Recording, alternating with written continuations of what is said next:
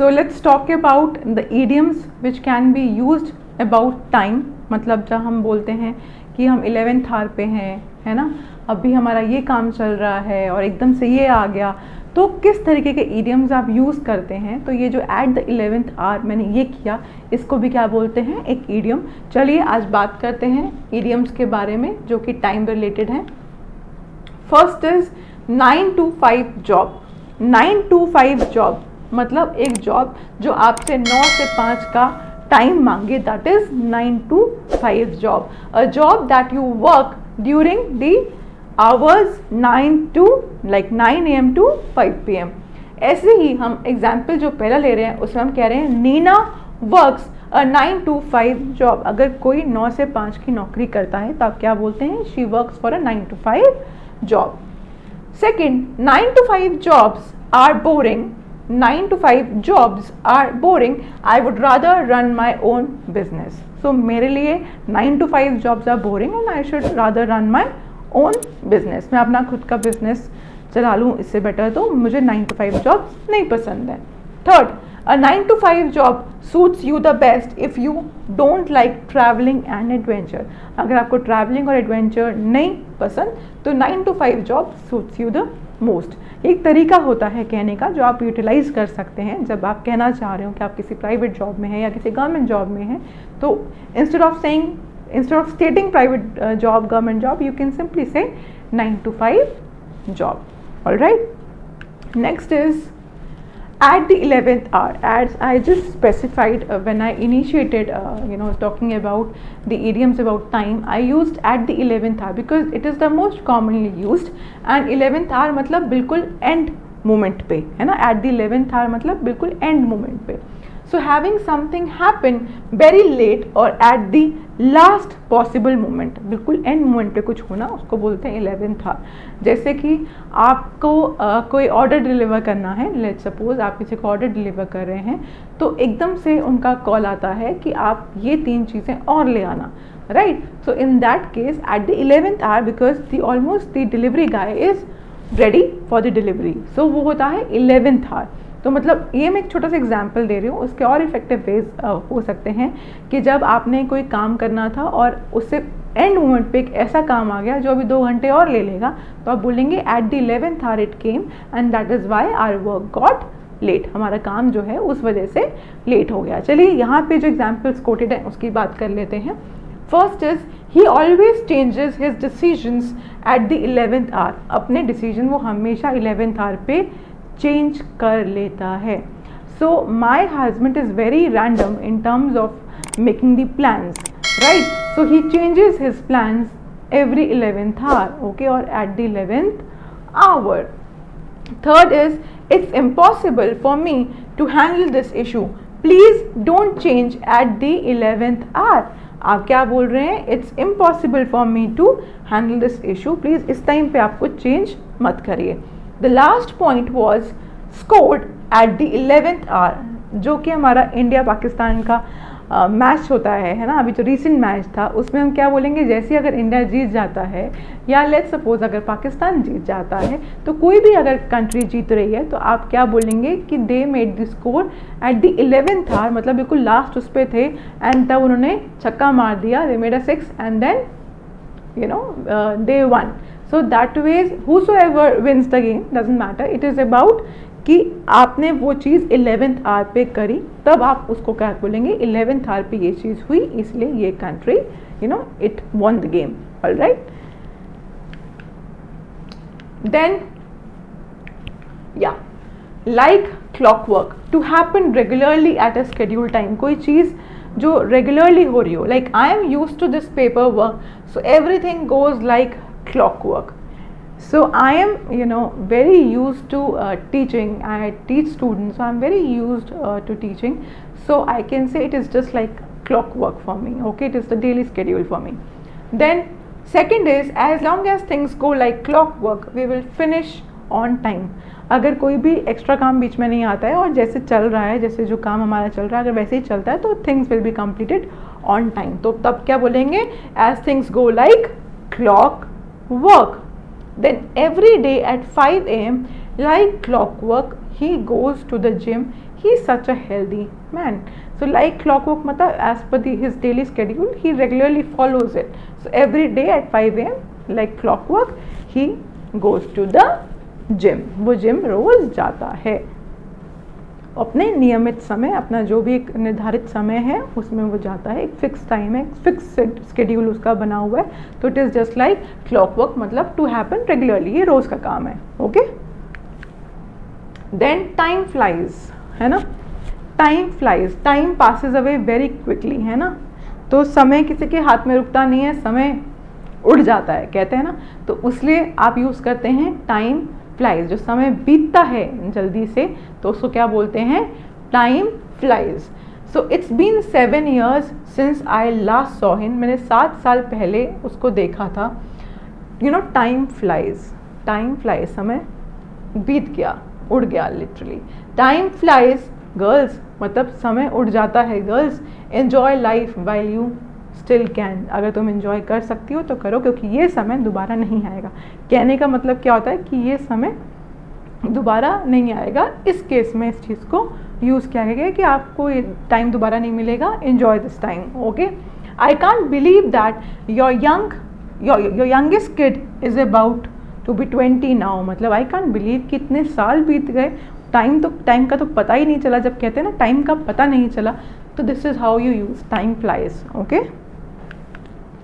Better late than never. Late होने से आप लेट होना ज़्यादा बेटर है, बेहतर है. अगर आप काम नया करें तो मैं अपने स्टूडेंट्स को कहती हूँ जो काम सबमिट नहीं करते, वो कहते हैं जी मैं लेट हो गया था इसीलिए. So I always say better late than never. आप ना काम सबमिट करो, इससे बेटर है कि आप लेट काम सबमिट करो, but you should submit the work. All right. So first example is, इसमें मैं इसका मतलब भी बता देती हूँ कि do something late is better than to do nothing at all primarily. Okay, so example क्या है, his birthday was last week, would you like to send him something? Oh really, मतलब आपसे कोई कह रहा है कि उसका बर्थडे था लास्ट वीक में, कुछ भेजना चाहोगे? तो और you replied, oh really, I didn't know that, I will send him a postcard. मैं उसको एक पोस्ट कार्ड भेज दूंगा. because better late than never. ना भेजने से तो अच्छा क्या है कि लेट भेज देना. okay, why are you so late? We have been waiting for 2 hours. तुम इतना लेट क्यों हो? हम 2 घंटे से या हम स्पेसिफाइड टाइम से हम वेट कर रहे हैं. I am sorry. उसने रिप्लाई किया, I am sorry, I got stuck in traffic. Better late than never. Late आना बेटर है ना आने से. Right. Again another example, I know it's too late to say sorry but I guess better late than never. I know कि मैं late हो गई हूँ सॉरी बोलने में, मुझे पहले मैं सॉरी नहीं बोल पाई, but it's better to be late than never. ना सॉरी बोलने से बेटर है कि एटलीस्ट मैंने देर आए दुरुस्त आए बोलते हैं ना, देर आए दुरुस्त आए. It is just like better late than never. Okay. In the long run मतलब कोई चीज़ आगे चल के, कहते हैं ना आगे चल के ये चीज़ अच्छी साबित हो गई है, आगे चल के हो सकता है ये चीज़ बुरी साबित हो. तो जब आगे चल के हम बोलते हैं तब बोलते हैं in the long run. Something will happen over a very long period of time in the future. तो smoking can harm your health. You may run a great risk of lung cancer in the long run. Smoking तुमको ख़राब कर सकती है और हो सकता है लॉन्ग रन में आने वाले समय में हो सकता है तुमको लंग कैंसर की संभावना हो सकती है. You might be at a risk of lung cancer. Then investing in networking can benefit you in the long run. जितना ज़्यादा आप अपना नेटवर्किंग इन द सेंस कि आप फ्रेंड्स में टाइम इन्वेस्ट कर रहे हैं, आप कुछ प्रोफेशनल्स हैं आप जिनको मिले, आप उनसे अच्छा को रिलेशन रख रहे हैं, तो आप वो इन्वेस्ट कर रहे हैं अपना time. So investing in networking can benefit you. वो आपको बेनिफिट करता है. कहीं आपको दिक्कत हो गई, आपको कोई हेल्प चाहिए, because you have friends, you have contacts, तो आपको वो हेल्प करेगा. He may feel happy about his new relationship in the short run, but I'm sure later he will regret what he has done to me. Basically इसका मतलब ये है, एक long run and short run, मतलब अभी तो उसको अच्छा लग रहा है, हो सकता है आगे जाके ही विल रिपेंट और may be anything can happen.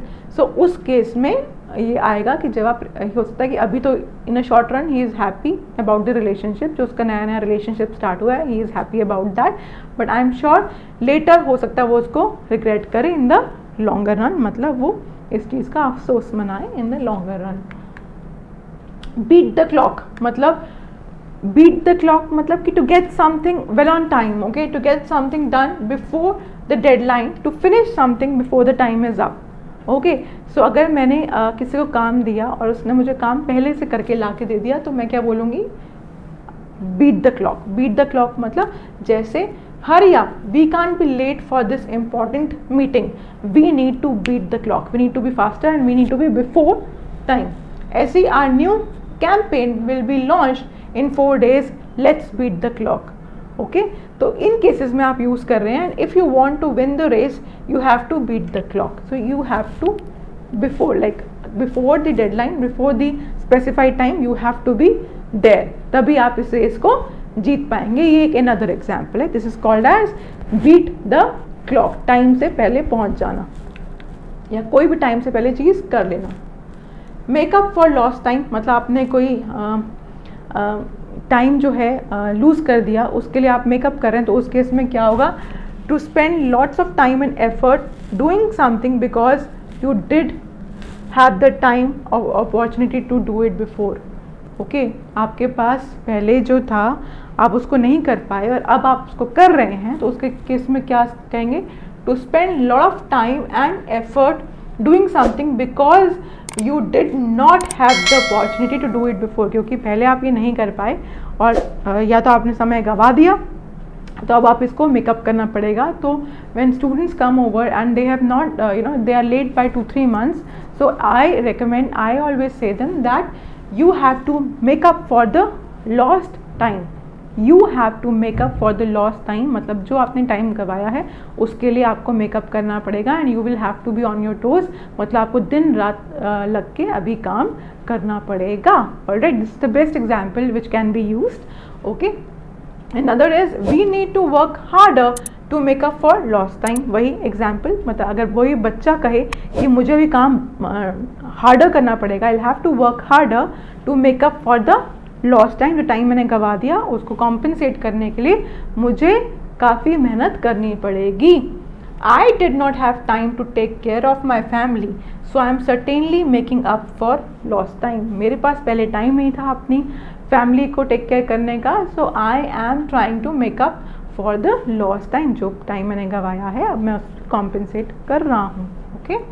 My grandpa basically my grandfather did not travel a lot when he was young, वो बिल्कुल ट्रैवल नहीं करते थे, ज़्यादा ट्रैवल नहीं करते थे जब वो यंग थे, so he is determined to make up for the lost time, क्योंकि वो पहले वो चीज़ नहीं क्या करते थे, so now he needs to make up for the lost time, जो वो पहले नहीं कर पाए, जो उनके पास अपॉर्चुनिटी नहीं थी, टाइम नहीं था, तो अब वो करना चाहते हैं।